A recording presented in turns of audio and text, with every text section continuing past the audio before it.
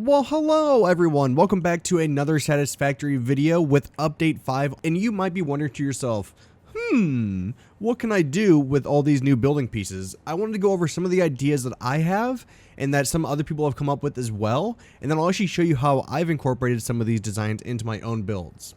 Okay, so the first thing that we're going to look at is probably some of the more simple stuff, and then we'll get into the more advanced stuff as we go. But the first one is if you want to make a podium for some of your trophies. But the way you do this is take a small pillar by anyone, doesn't matter what size, and then you can see that once it's placed up against the wall on the lower half, it's about waist level. And then I'll just take a big one and then put it underneath and just get rid of the other two. And it's not too high to where you can't see above it. So it's just a really simple feature that can really spice up your factories. Okay, so another simple one that we're going to look at next is a display. But you can see here we can put different sizes signs on them, and it really acts as a great way to display information. So this is an example in one of my factories of how I use this display case. So you can actually see I'm using these full frame windows because I really like how clean it looks, but you can use any type of window that you want. But then what I do is just put this painted beam underneath, and I painted it black underneath the size of your display. And that really kind of makes it look wide and actual like a display case. And then I just put these portrait signs up with different information about each one. So yeah, that's that one. Okay, so the next thing that we're going to look at is something that I think a lot of people should be using when they're designing their new builds. And this is actually a way to offset some of your walls so they're not always 1 meter deep. So the way to do this is if we just take, let's say we have this pillar that's 1 by 1, and we take a new catwalk crossing. We can put this on the back at any height, so we can change the heights of how we want these. Usually I'd go too wide, and then we can take a wall and place it. It should snap onto it, and I'll place one below. And now you can see that we have a wall in the middle directly, which is really cool because it adds a lot of aesthetic feature. But then on the back side, I can still add my own interior wall that is different from the exterior, which is why I love this so much. And a couple different ways we can use this too is for entrances and exits. I've done this before to where if we take some glass, we can put glass on top of these and then have them go up. And then you can actually have stuff in between to showcase any kind of thing you want to use, whether it's artwork or just part of your build. You can put conveyor through it.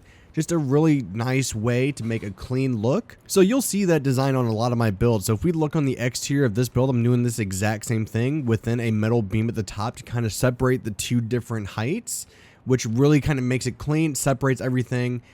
So that's why I think this is a great way to do this. But then when we go to the interior, you can see that we have different interior walls, which is different from the exterior, which were metal. So kind of sticking with the build that we just did, another way to really spruce up the design of your factory is using these beams. And I like using the painted beams for these because it can really separate and you can change them to any color. So the reason why I like these is it really just separates how much glass is really shown with some artwork. And what we can do is just put these painted beams in front of a window. Doesn't matter if it's a normal window, a clear window, you can do this behind any type of window, and it really cleans it up. And when you go to your colors, you just put those to whatever color you want, and it really spruces it up. You'll see this on a lot of my builds because it really breaks up the aesthetic of just glass, and it really adds a different modern architecture feel to it. So you'll see this on a lot of my builds, and I think this is a very, very useful tool to have because you can do it both horizontally but also vertically with the regular beams as well. So really you're kind of not limited to what you can do with these, and I can't wait to see what everybody does with beams. So the next thing that we're going to discuss is actually putting walls into windows. So a lot of people have been wondering how you do this, and the way is actually really simple. So if we put down a window, but we try to go to a wall that's a 1 meter wall tall, you can see that it doesn't work. We're getting this highlight that just won't let us place it. Now the way to get around this is using ramps. So if we hit 5 to go to our ramp that's a 1 meter, you can see that I can now place it into the window. But if I want that to be and look like a real wall, I can go to my inverted ramp and then place those down, and now I can fill that gap. So you can do a lot of really cool artistic things with these. If you want things to go up at an angle, you can do that. I've seen that done before. So that's, if you were wondering how you do get items into a wall, you do have to use ramps. You can't really use normal size walls. So the next item that we're going to discuss are these small metal pillars. So now the reason why I think these are so great and people are loving these is because they are the perfect size to fit one conveyor inside of them without anything clashing. And I think it looks really clean. But one thing that people have been trying to figure out are different ways to look like they're hanging. For me, the way I'm doing this, and I haven't seen too many other people do this, if any, is using your conveyor poles. Conveyor poles are great for this because, one, we can extend the height that we want them to be. This one is right up against the ceiling, so we can just keep our standard, not extended pole. But then if we come over here, and let's say this was our ceiling, we can see that we can come down farther and then just extend up our pole to make it look like it's connected to the ceiling. And it's a great way to make it look like the whole run of conveyor is supported. So if you're wondering about different techniques to make it look like they're hanging, this might be a good solution for you. All right, so the next thing I want to talk about is using roofs for your floors. So one thing that I want to show you here is that a lot of people have been using concrete foundations. I've been doing that a lot myself. But one thing I've been wanting to do is separate my floors a little bit. So one great way to do that is get rid of a foundation, but then put a flat tar roof, and it kind of looks like a different texture. It kind of looks more like a rug with the texture of this. So I think it really does separate some of your factory floors from maybe your entrance into a lobby or something. A perfect example of this is actually what I'm doing here in one of my factories. You can see that I'm using these tar flat roofs, but then when I go into the actual factory areas, I transition to concrete.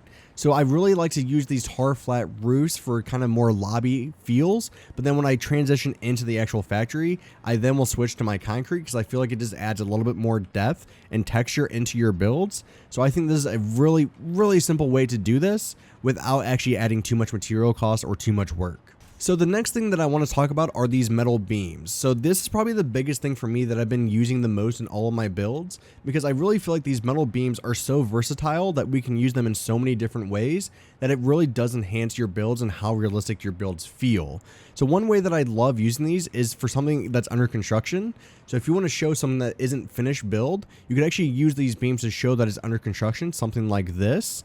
Or if you actually want to use them to support your platforms underneath to make them look more realistic, you can do that as well. I actually use this one a lot, which I'll show you guys in just a second, but using the beams in this way really adds so much depth to your builds. Okay, so I am inside one of my factories, and here you'll actually see a lot of the different techniques that we were talking about in this video, but the big thing that we're looking at right here are these metal beams.